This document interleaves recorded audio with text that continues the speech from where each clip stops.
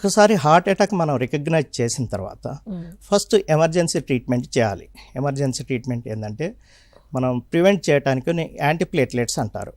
Usually chest pain మనకి సిటీలో వచ్చిందా, అవుట్ సైడ్ వచ్చిందా, ఎక్కడొచ్చినా కానీ ఫస్ట్ ఇవ్వాల్సింది ఏంటంటే యాంటీప్లేట్లెట్స్. యాంటీప్లేట్లెట్స్ ఏంటంటే యాస్ప్రిన్ ట్యాబ్లెట్.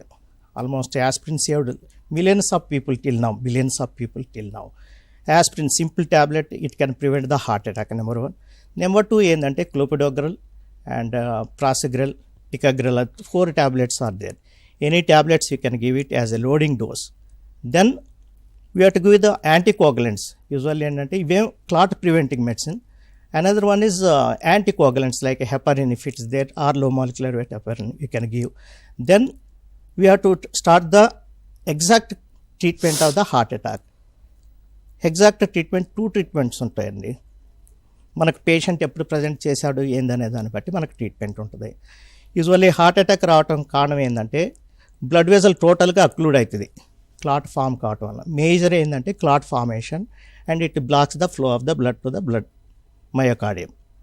సో దీన్ని ఏం చేయాలి? We have to re-establish the flow to the హార్ట్కి మనం సరఫరా ఇంప్రూవ్ చేయాలి. ఎట్లా చేస్తాం? First we'll give the thrombolytic therapy, అంటే క్లాట్ బస్టింగ్ మెడిసిన్ ఉంటుంది. like streptokinase, urokinase, TPA, 3-4 medicines are there. But nowadays we are using the TPA. TPA ఏం చేస్తుంటే వెంటనే క్లాట్ కరిగిస్తుంది. కడిగిచ్చేసి సర్క్యులేషన్ ఇంప్రూవ్ అవుతుంది, then pain will subside.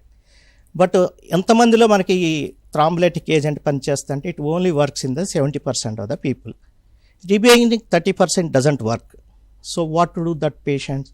Then we have to go for the immediately cath ల్యాబ్కి తీసుకొని angiogram చేసి any block is there we have to clear it. That is the one treatment.